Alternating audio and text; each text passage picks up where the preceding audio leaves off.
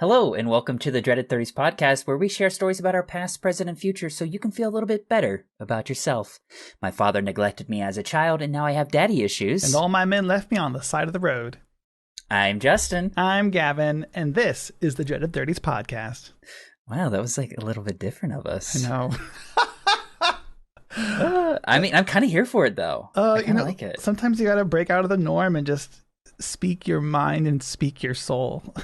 True. You're here. Well, You're here over the weekend. It's actually like Saturday. Yes, we are recording over the weekend.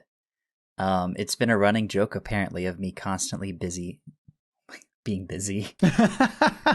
Honestly. Oh my God. Constantly being busy. And this is like a genuine free weekend. Mm-hmm. Like, I have nothing to do. But you, on the other hand, you still got that go-go event coming up.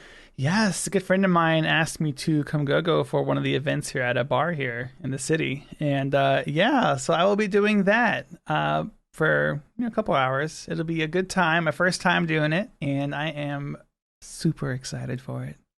Are you still dreading it, or are you excited for it? I'm excited for it. I think I had to get over some of my own personal body image issues to make sure I was comfortable going on that, on the box. Which we can talk more about those body topics during this podcast. Yes, that's definitely something we're touching on. But I wanted to first talk about your beautiful dog, Fozzie. He's celebrating a birthday. Mm-hmm. Tell me more about Fozzie, because even I don't really know a lot about Fozzie. Yeah, so Fozzie and I met around, it's been 4 years, in Dallas, Texas. I saw him pop up on some pet finder thing because I was like, I want a dog. And they said that, he was going to be outside of a PetSmart one day. And I was like, I guess there's a Target there. I have to get some shopping done. I'll stop by really quick. I doubt I'm going to get a dog. That's so spur of the moment. That's crazy. No, I walked by, we locked eyes, and he kind of turned his whole body towards me to look at me better. I turned my whole body towards him and looked at him from a mile away. And I was just like, oh, shit. That's so adorable, though. For those who are here right now, he's actually behind me right now. He's not there. Actually, never mind. He left. But yeah, he was kind of a difficult dog at first. He had around 3 or 4 failed adoptions. He wasn't really syncing well with any families. He was having a lot of trouble, I guess, getting settled with anyone he was, being trial adopted with. I took him in. The first month was rough, but then it got better, and we kind of worked on a lot of things. We had to learn from each other what works, what doesn't work. And he's been the best dog ever. Doesn't pee in the house. Sleeps in bed with me, all cuddled up. We love to cuddle. I don't know his real age. We think he's around 10. I hope we have many more years to come, but I'm just enjoying every moment until the last. That's awesome. It's so cute. And for me, it was kind of surprising. I remember in Kansas City, you were fostering a lot. And I think a lot of it was with intentions of actually keeping a dog. And I was like, oh, I guess that ship has kind of sailed because you moved to Dallas. And then here you are all of a sudden. It's like, no, I got a dog. Yep. Here he is. Yeah, got out of one bad relationship, got me a dog. That seems to be the case for a lot of people, I'm pretty sure. Yeah, no, it's good. Do you have any plans to get dogs in the near future yourself, or? It's definitely not near future. I've had dogs in the past. Dogs are great. Love dogs. I just know that me personally am not in a position where I can treat a dog as good as they need to be treated, or at least to my standard. So it's just not that time for me. It'll definitely happen in the future. It's just not right now. Mm-mm. Yeah, no rush. I mean, after Fozzie, I'm taking a long break because I'm going to be. I don't want to think about it yet, but yeah, but yeah, I'm a big dog person too, so I totally get it. Yeah, but Fozzie's not the only one celebrating a birthday. You are turning the dreaded 30 very soon. Very soon. Do you have anything planned for the big 3-0? I mean, you know me. I'm not the biggest birthday celebratory kind of person. It's just not what I do, really. I don't know. I feel like it's always a very awkward thing to celebrate for me, so I just try not to, which is I know, kind of sad and pathetic. But I like my own time. I like doing small things. Nothing too wild for me. Just family dinner with some family and friends. Maybe a night at Hamburger Mary's for a drag show and dinner. And then my parents are like, "We want to drink with you," so I guess I'm getting drunk with my parents. So it's 30. Might as well go out and do something. It comes once. That's mine. Any plans for yours? Yours is coming up too. Your dreaded 30. Yeah, I still have like 3-4 months until mine comes up. For whatever reason, I've always had this dream for my 30th to have a roast. So essentially get a bunch of my friends together, because I have so many. Let's just say get a bunch of people together. They may be enemies at this point. And just have a little roast. Like have people get on stage and talk shit about me for a good, I don't know, an hour total. I want to come talk shit. I'm coming over. Yeah, I think it would be one of the most amazing experiences ever, and incredibly humbling, right? But I think in all reality, what I'll end up doing is going to Pennsylvania for a show, a concert. There's a small artist that I like that's doing his first show since the pandemic, the day after my birthday. So I didn't think that'd be too bad of an idea. Mm-mm. Mm-hmm. Oh, that's cool. Is there anything you're looking forward to going into your 30s? Because I mean, I feel like that's kind of what the name of our podcast is all about, but we haven't really talked about it. So is there anything you're looking forward to? That's a good question. And for me, it's really just having that real world stability. We both have gone through so much trauma in our lives to kind of get to the person we are today. I think everyone kind of goes through those giant bouts of like pain and learning to kind of figure out what works, what doesn't work in your own life as far as like career and relationship and friendships. And it's been definitely a rocky road at times, I know, for both of us. For me personally, it is like the whole like financial comfortability. I've always struggled with that. Just being on my own and kind of like learning how to adapt to myself. Being in Dallas for 2 years was very self-learning for me. I learned a lot about what it's like to be alone pretty much for 2 years. I mean, I had friends there and stuff, but a lot of it was just me kind of figuring out how to live with myself. And that was a kind of a good time for me. And I came back to KC like stronger and happier, and I'm like, I'm a better person now. What about you?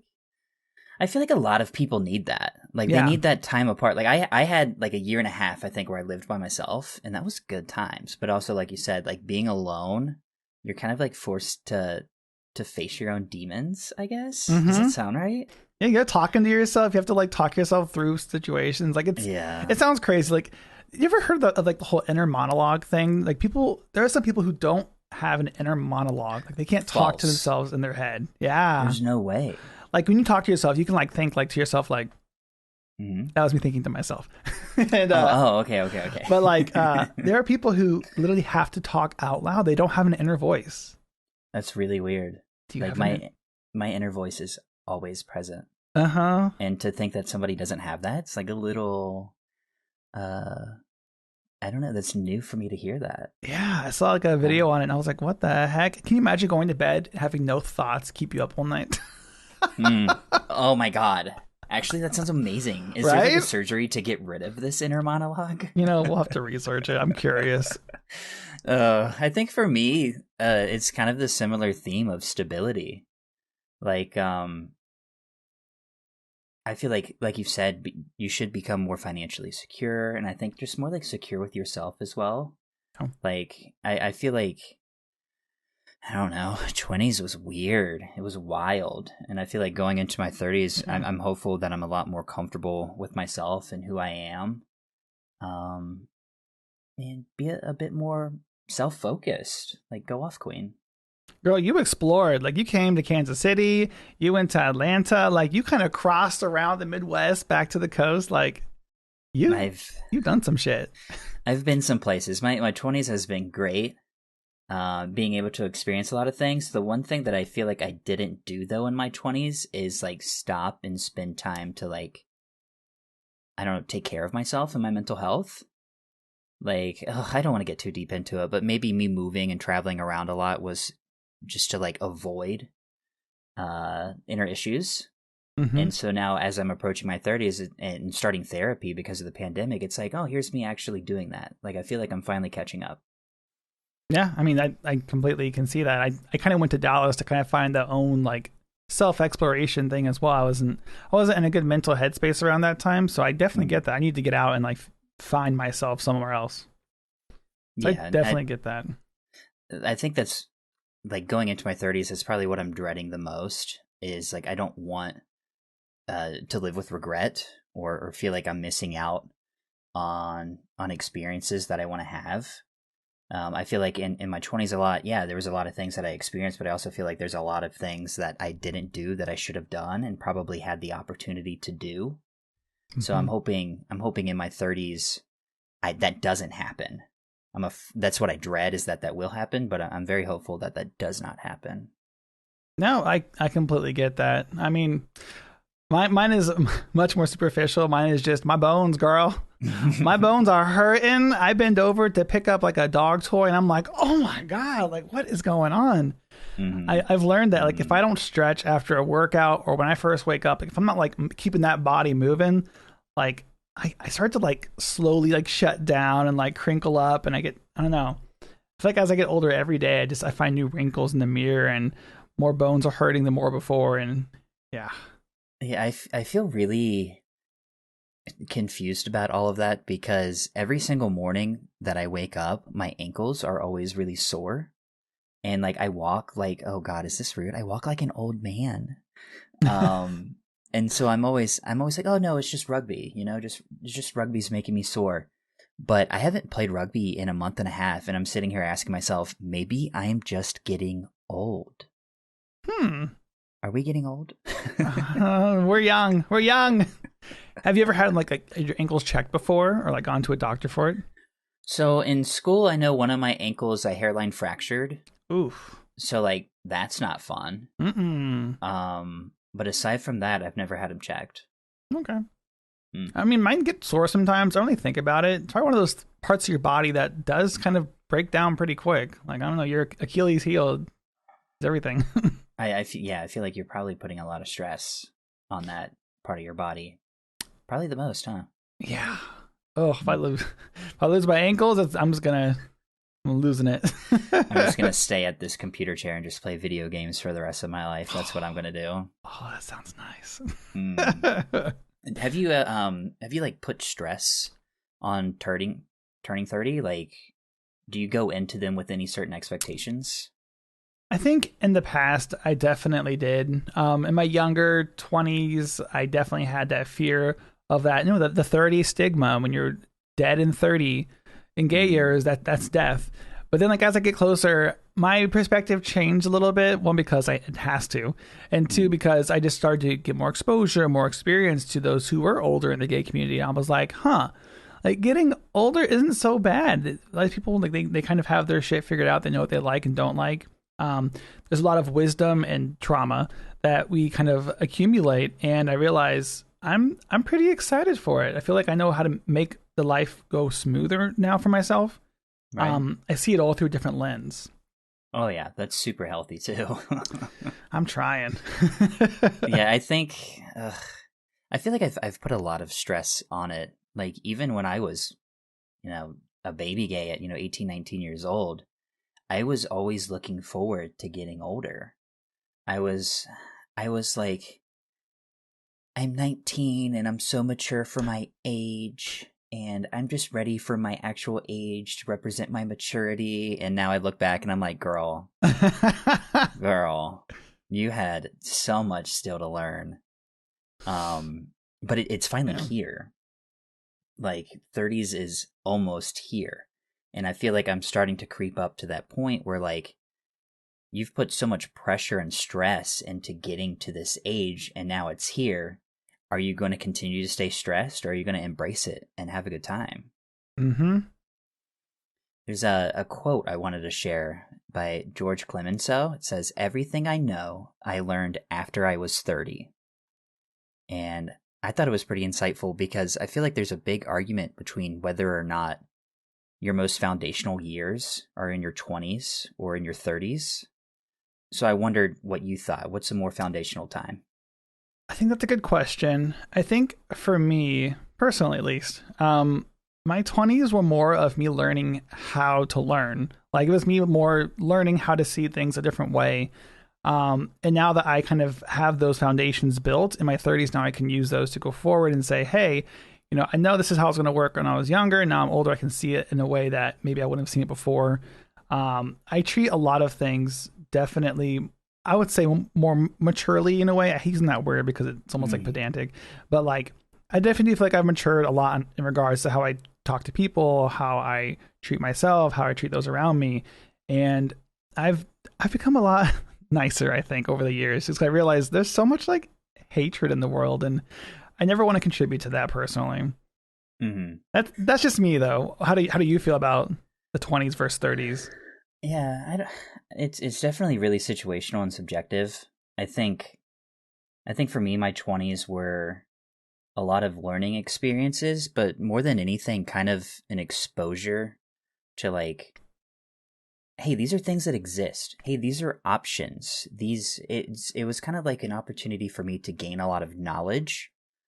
To whereas I feel like my 30s will be more foundational because it's like, okay, yeah, you know all of these things. You're aware of lives that you can live, as a person, but also in the gay community. This is your opportunity to decide who you are. Mm-hmm. And so I'm hoping that I really have my identity figured out in my 30s and live the life that I want to live. So does that mean that I think 30s are more foundational? I guess so, right? Maybe. I think so. Maybe. It's up to you. I mean, I think it could be, a very subjective thing that, like you said, based off what's most influential. Some people have to grow up a lot sooner and say in they're 18, 19, like they have to get on their feet immediately. And honestly, and not that I want to expose you or anything too much here, but you've gone through a lot before your 20s and you kind of had to jump on your feet immediately. So you could make the argument that your 20s were pretty foundational. Yeah, I wonder what I would say 10 years later. Like, I feel like this may be more of like a hindsight question. So when we do our 40-year reunion of this podcast, like, oh yeah, it was definitely your 20s or something. I don't know. Is that the 40s? I hope I'm not speaking like that when I'm 40. Wait, I just like disrespected everyone above the age of 40. I apologize. We love daddies. Thank you for your existence. Yes. Daddies have saved my life. Please don't be mad at me. Mm-hmm. Well, since you're going into your 30s, I wondered if you had like a peak moment or just like one time in your 20s that like you'll always remember. Is there anything like that? I mean, you've heard it a million times, and for those listening, I am obsessed with Japan. Went there in 2018 with a few of my friends, and it was amazing. It was beautiful. It was super clean. Everyone was they're pretty nice. Japan has some, they don't always like tourism or visitors, but they were super nice. We went to 5-story arcades. There was delicious food in every corner. Like any kind of like seafood dish you wanted, they had it down like perfect. It was amazing. I would love to go back there. It was a good time. It was great to see, and plus there was like, I don't think I ever saw like a single like piece of trash on the ground anywhere. It was like, oh my god, where am I? Wow. So it's clean, beautiful, and delicious. Yeah, and anime, lots of anime. It's definitely a bucket list thing, but I would dread. Hi. Would dread going to a place like Japan by myself or without people that haven't been there before, just because of how much of a culture shock it could be. And I may just hide in my hotel because there's so much like new stimulus going on. So if you ever go again, you better hit me up and I'll go with you. Definitely, because I know a little bit of Japanese here and there, enough to like, conversationally talk to people or waiters.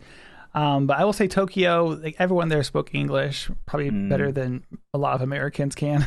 Oh my god, that's probably true. Yeah, and there's signs everywhere like in half English, half Japan, like Japanese. It's pretty cool. Like they're, for not being entirely always welcoming to tourism, they definitely facilitate for like those from like English speaking countries very like very very nicely. They're very nice about it.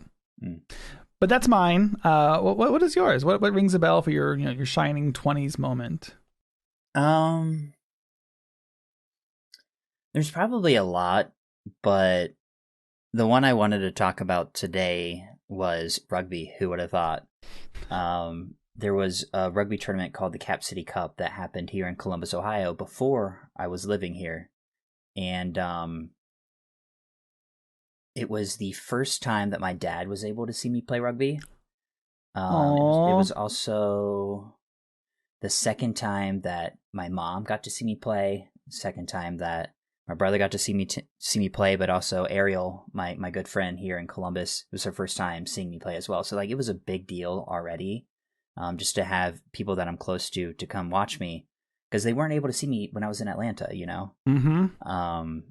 But on top of all of that, my team was able to fight our ass off, honestly, and end up winning our division in the tournament, and it was such a fulfilling thing because I was captain of the team, like weird flex, I know. Ooh. But just to see my guys listen to me and just like seriously play their ass off in this tournament, it was so fulfilling for me, and it's definitely a moment that I probably won't forget. Like, oh, memories. Okay, enough emotion. Because like rugby, you picked that up first in Atlanta, right? Yeah, I kind of had a falling out with softball, and did rugby on a whim and got hooked. Because it was one of those situations for me of like, ew, I'm bad at this and I won't settle for that. So I'm going to try really hard to get good at it. And now I'm average at it. Hey, that's pretty good though. That's better than most. So yeah. That's exciting though. It's like you have your passion going on, like a new hobby passion. Then you have like your parents getting involved, and they actually start to care too, and like they're cheering you on. It's like, I'm sure it's a very fulfilling feeling. Oh yeah, I mean it was like a really intense final that we had.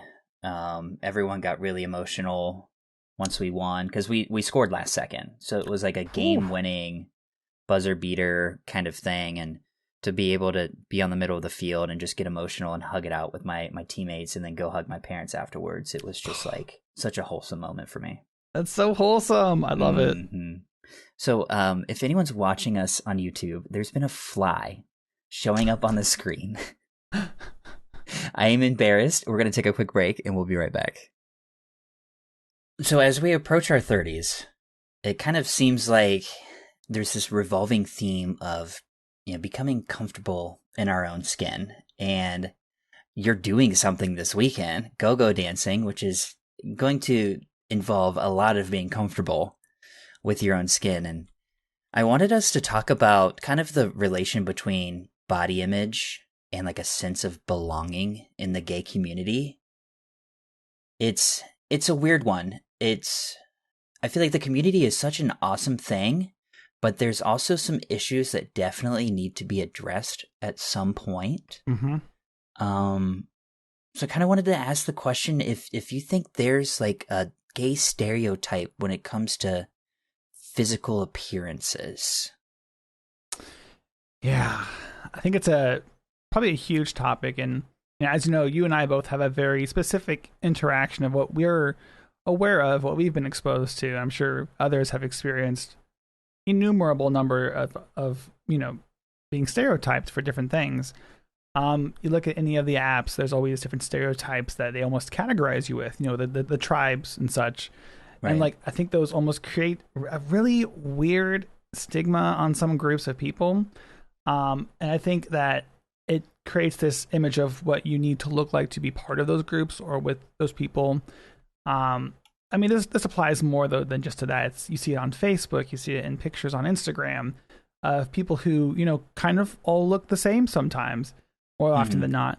And that I think can be pretty harming if you kind of look through those too much as someone being exposed to that.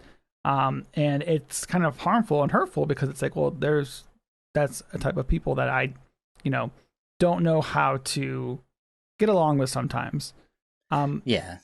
And as you said, I'm going to be go-going this weekend. And for me, it was a lot of like body issues at first where I was like, maybe I'm not the right fit. Maybe my stomach's too big. Maybe my arms are big enough. Like maybe I'm not the right person to do this kind of thing. And I kind of had to just change my thoughts on that. I'm in my 30s and I don't really give a shit as much now. Pardon my language. Now I'm just like, I love my body. I'm working hard for what I have and what I am. I'm not really afraid anymore of just, going out there and just getting over it and ignoring all those stereotypes people place on you sometimes. That's just me though. That's my rant. What are your thoughts on it? I was gonna bring up age, because when I first came out at like 18 or 19, I was a skinny thing, just a skinny legend. But I hated how skinny I was because my perception of what was not really acceptable, but what was preferred in gay men was to be a muscular, cut, six-pack, chiseled jawline with a beard. And I knew that that was something I was never going to achieve. And so it did make me feel like I didn't belong. It did make me feel like a little bit less of a gay person for not looking like them or being able to look like them. And I think for the very early parts of my gay life, like I was eating more to try and gain some weight. I was going to the gym, doing a very terrible job, but it was like just trying to start to look like these people.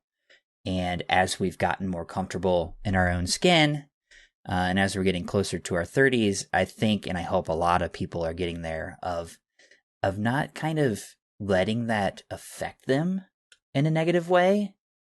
But that's definitely not the case for everyone. Yeah, I mean, I feel like I was doing the opposite thing around that age, where I was like trying to eat less sometimes. Like I would try and like limit my eating severely because, you know, even nowadays it's like most gays, skinny is hot. And it's not, of course, the people that I'm attracted to who I wouldn't really interact with when they're so, you know, set on judging people for their weight. I find that to be a really unattractive trait in someone. But back when I was younger, I was like, well, if I want to fit in with this group or look like that, I got to stop eating food and eat maybe once a day, and that's it. It's tough. And now I'm like, I need to eat once an hour. So I love food. Yeah, it's tough. And I feel like it's even more apparent during like this social media era that we're going through, of just like on any social media. But Instagram's a really good reference because a lot of it is picture heavy, and just seeing all of these chiseled people with, you know, tens of thousands of people following them and all these posts getting so many likes. And then like you'll go and look at your own post and stuff, and it's like, well, I'm not as popular as them, therefore I'm not as attractive as them. And it's a really unhealthy perspective to have, and it's probably why I've been trying to disassociate myself from social media as of late, is to not like feed into that mentality. Yeah, and I honestly see that so much on like Twitter, because, you know, I've gotten pretty active on Twitter, just meeting people, talking, and, you know, posting like pictures and stuff, because it's nice to get like that instant gratification for all that work you put into it. I will say though, gay Twitter can be a hive mind sometimes for being very toxic or very overly supportive. Like it's very back and forth. It's not consistent. I mean, I have been attacked on Twitter a few times for just random posts sometimes, like, and then it turns into like one person, then 5 people, then 30 people, and it's like, what the hell's going on? Or they'll go to like defending groups of people who aren't very nice to other people, and I find that so strange. I have noticed that over time you can find those nice people kind of hidden around in like the bunches of hay, the diamonds, but I don't know. I feel like online gay people can be really mean sometimes. Yeah, I feel like there's always been like a degree of elitism, like a hierarchy in a sense. And I feel like it's even more visible now through social media. Like even outside of the gay community, of like, oh, you only have 1,000 followers. Like I shouldn't interact with you because you don't have X amount of followers. And it's like, really, we're becoming so judgmental, not only about people's physical appearance and what they look like, but also like how many followers you have on social media. What? It can get toxic. It is. It's like a friendship contest for whoever has the most, you know, friends, whoever has the most likes. And that's always been kind of a weird thing to me, because like it's all fake. It's not real. But I guess for some people it is their reality because they're an influencer or something. So I don't know. It's like you said before, though, it can lead down the road to a lot of other problems. And I don't know. I feel like the only way to get out of it is just to stop social mediaing. But like, it's kind of hard to stop, you know, it's an addiction. Yeah, it is a little addictive. And Yeah, I feel like one of the easiest routes, especially in 2021, to prevent yourself from like having mental health issues or insecurities about your body or your image or where you exist in the community, excuse me, is to remove yourself from social media. Like individuals have the ability to remove themselves and avoid uh kind of like this whole elitism and hierarchy kind of thing. Mm-hmm. But it's always going to exist. So it's either getting yourself in like a stable place mentally so that you can see it and be okay, or just remove yourself from it because it could be the healthier thing to do. There are some days where I'm just like, I just want to deactivate my Facebook and take a break. All my friends that have done it have said it was a wonderful idea for them. So. The Facebook one's been incredibly tempting. Mm-hmm. It's been really tempting. I think, honestly, what's keeping me on it is our chat group. Yeah. Our Facebook chat group is the only reason why I'm staying in it.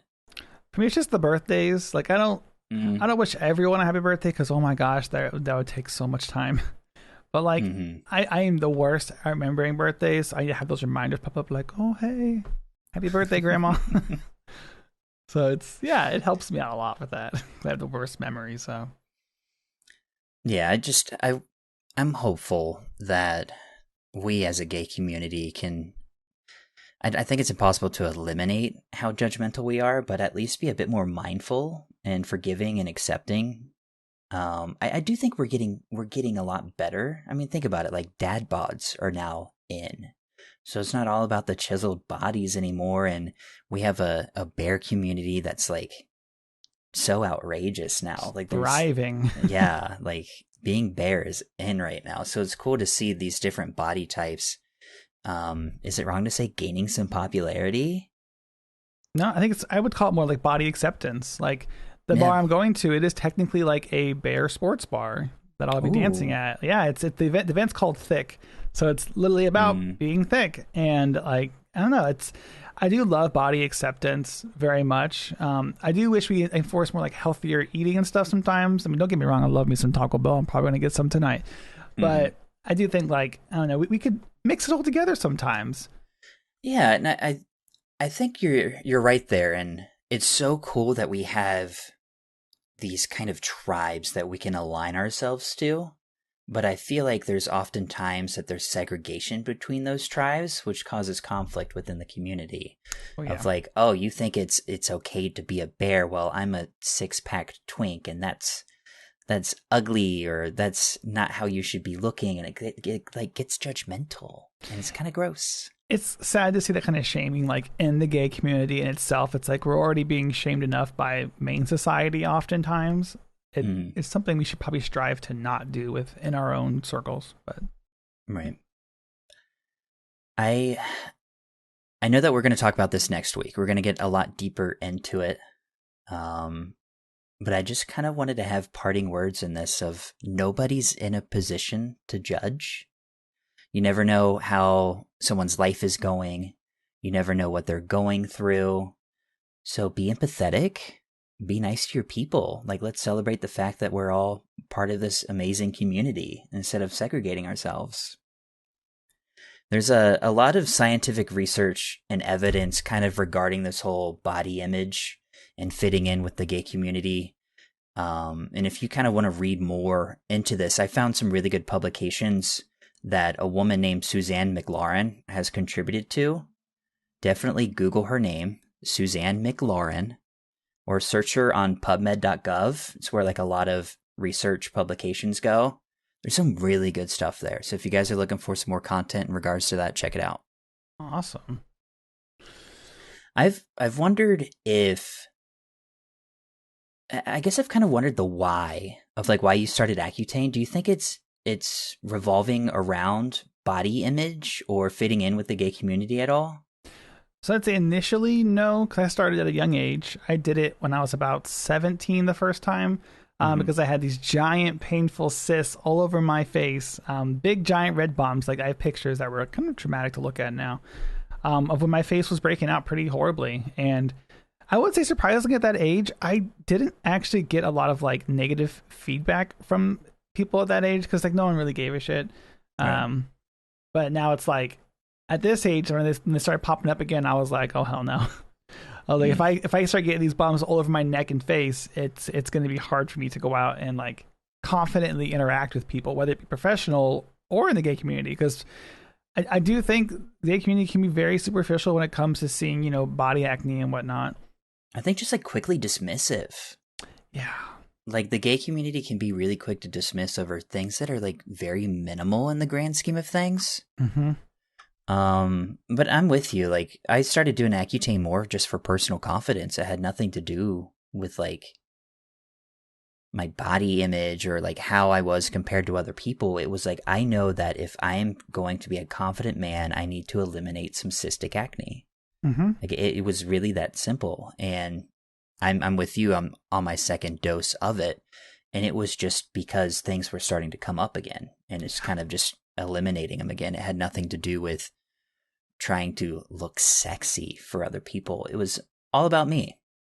Yeah, and I think it's okay to be selfish like that. Like I want to be and feel sexy for myself.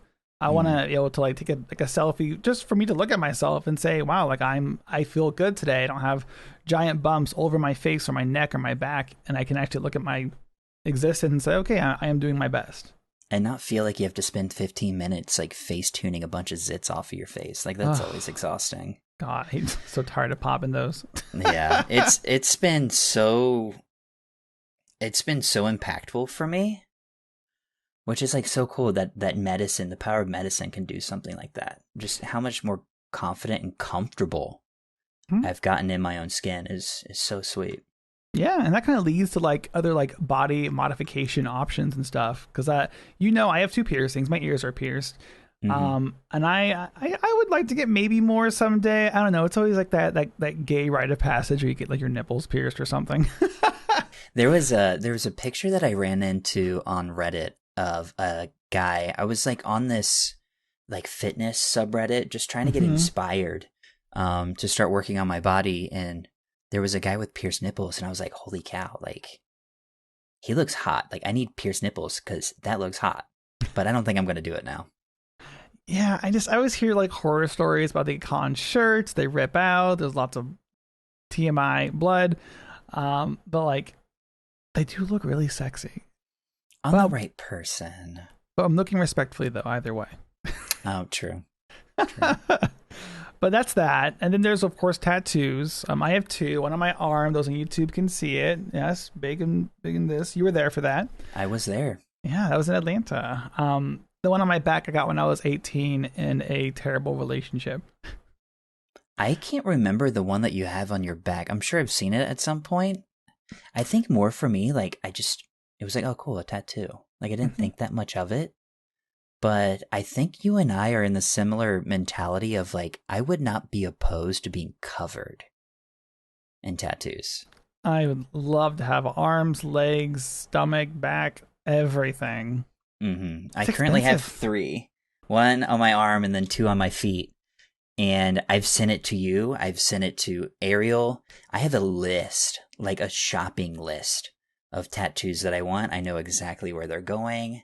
I think the coolest one that I have going for me right now is I'm working on a sketch for an eagle sitting on a bike, and it's going to be on my thigh, and it's kind of like an homage to former family members. My grandfather and I used to ride bikes all the time, and I always rode this blue bike, but he also had an eagle tattoo on his toe. So like I'm trying to incorporate all these family things into this one piece. I'm so excited for it. So that sounds ready. Cute. Do you have any like big or important ones or significant ones that you have on your mind right now? None that I want to like technically share just yet. I don't want to like spread. I know I'm gonna share the secret, but I do want to get like a lot more galaxy stuff kind of covering, because I love the idea of space, and I would love if they had like a one-way trip to some planet way far away. I would sign up immediately. Just give me a full Steam library and we're good. I'll never play the ball anyway. Yeah, no, I want more space stuff. That's all. I mean, everyone has their own aesthetic, right? Exactly. Well, I think that's it for us. As we mentioned earlier, our next episode, we're gonna dive a little bit deeper into the whole body image topics. We're gonna talk about things like preferences, dating apps, and social media some more, and we're also gonna talk a little bit about racism in the gay community. So it might be a little heavy, but it's definitely one that I think we're looking forward to, and we hope that you guys are looking forward to it too.